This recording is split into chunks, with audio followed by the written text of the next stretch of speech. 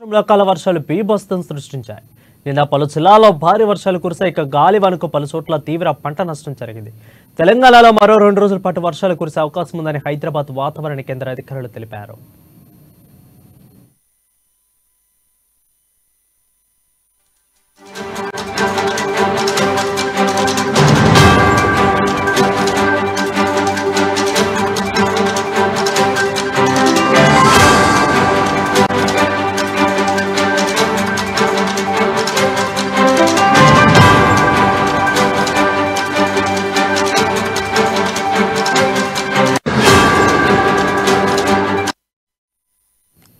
ఇక కామారెడ్డి జిల్లా దోమకొండ మండలంలో భారీ వాన బీభత్సం సృష్టించింది. ఉరుములు మెరుపులు ఈదురుగాలులతో కూడిన వర్షానికి పలు చోట్ల భారీ వర్షాలు, కరెంటు స్తంభాలు నేల కొరికాయి. పలు చోట్ల ఇంటి పైకప్పు రేకు కూలి ఎగిరిపోయాయి. ఇక చింతమనపల్లి గ్రామంలో భారీ వర్షంతో ఓ ఇంటిపై కూలింది.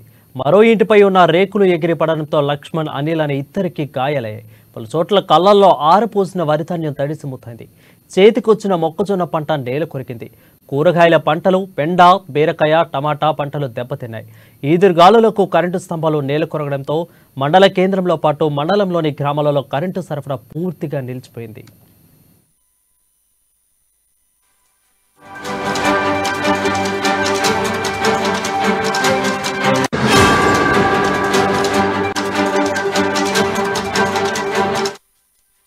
ఇక మరో 2 రోజుల పాటు వర్షాలు కురిసే అవకాశం ఉందని హైదరాబాద్ వాతావరణ శాఖ అధికారులు తెలిపారు. పలు జిల్లాల్లో ఇవాళ ఓ మోస్తరు వర్షాలు కురుస్తాయని చెప్పారు. ద్రోణి ప్రభావంతో ఈ నెల 12 వరకు రాష్ట్రంలోని పలు జిల్లాల్లో ఈదురుగాలులు, ఉరుములు మెరుపులతో కూడిన వర్షాలు, జల్లులు కురవనున్నాయని వాతావరణ శాఖ పేర్కొంది. ఇక 12వ తేదీన కొన్ని ప్రాంతాల్లో భారీ వర్షాలు కురిసే అవకాశం ఉన్నాయని వాతావరణ శాఖ వెల్లడించింది.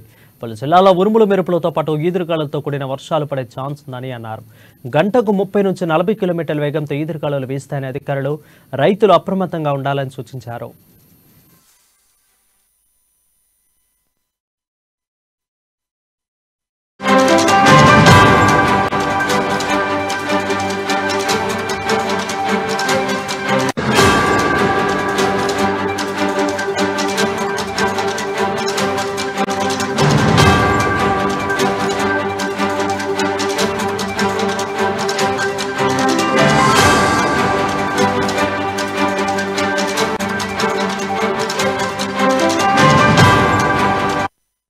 ఇక్కడ చూస్తున్నాం, రాష్ట్రంలో అకాల వర్షాలు బీభత్సం సృష్టించాయి. నిన్న పలు జిల్లాల్లో భారీ వర్షాలు కురిశాయి.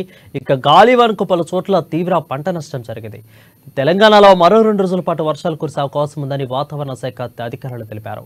దీనిపై మరింత సమాచారం మా నిజామాబాద్ నుంచి మా ప్రతినిధి నవీన్ లైవ్ లో అందుబాటులో ఉన్నారు. నవీన్, చెప్పండి. అకాల వర్షాలు ఉమ్మడి నిజామాబాద్ జిల్లా ప్రజలను ఆగం చేసిందని చెప్పవచ్చు. నిన్న కామారెడ్డి జిల్లా దొమ్మకొండ మండల కేంద్రంతో పాటు పలు గ్రామాల్లో కురిసిన ఉరుములు మెరుపులతో విధులు పడుతూ కూడినట్టు భారీ వర్షము తీవ్ర ఉధృతి సృష్టించి చెప్పవచ్చు. అయితే నిన్న కురిసిన భారీ వర్షానికి జిల్లా కేంద్రంతో పాటు పలు గ్రామాల్లో ఉన్న వృక్షాలతో పాటు కరెంటు స్తంభాలు కూడా నేలకొరిన పరిస్థితి మొత్తం కనిపిస్తుంది. కొన్ని చోట్ల ఇళ్ల పైకప్పులు కూడా లేచిపోయిన పరిస్థితి మనం కనిపిస్తున్న పరిస్థితి మొత్తం కనిపిస్తుంది. అయితే చింతమనపల్లి గ్రామంలో చెందినట్టు ఇంటికి పైకప్పు కూడా